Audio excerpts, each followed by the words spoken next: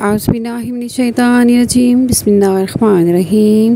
खुदा की तस्बीह करती है हर वो चीज़ जो आसमानों में और ज़मीन में है कि वह बादशाह पाक ज़ात गालिब बड़ा हिकमत वाला है। वही तो है जिसने उम्मी लोगों में उन्हीं में से रसूल मोहम्मद सल्लल्लाहु अलैहि वसल्लम भेजा, जो उनके सामने आयतें पढ़ता उन्हें पाक करता है और किताब और हिकमत की तालीम देता है। अगरचे इससे पहले वो लोग खुली गुमराही में थे और इन लोगों की तरफ जो अभी उनसे नहीं मिले, और वो बड़ा गालिब हिकमत वाला है। ये अल्लाह का फ़ज़ल है, जिसे चाहे अता करे, और अल्लाह तो बड़े फ़ज़ल वाला है। जिन लोगों को तौरात दी गई फिर उन्होंने उसका हक़ अदा ना किया, उनका हाल उस गधे जैसा जिस पर किताबें लदी हुई हों।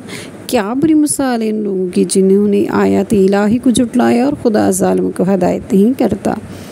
कह दो ऐ यहूदियों कि तुम्हें ये घमंड है कि लोगों में तुम ही खुदा के दोस्त हो, तो मौत की तमन्ना करो अगर तुम सच्चे, और वो कभी मौत की तमन्ना ना करेंगे इन करतूतों के बायस जो आगे भेजे जा चुके हैं, और खुदा ज़ालिमों को जानता है। कह दो जिस मौत से तुम भागते हो तुम्हें ज़रूर पेश आनी, फिर तुम हर छुपी खुली चीज़ को जानने वाले की तरफ लौटाए जाओगे, तो वो तुम्हें बता देगा जो तुम किया करते थे।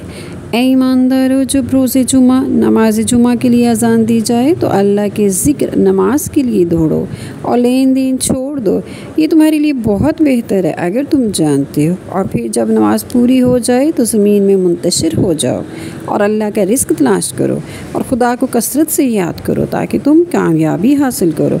और जब ये लोग सौदा बिकता या खेल देखें तो उधर चले जाएँ और तुम्हें छोड़ जाएँ। कह दो जो अल्लाह के पास है वो सौदा और खेल से बेहतर है, और अल्लाह बेहतरीन राज़िक है।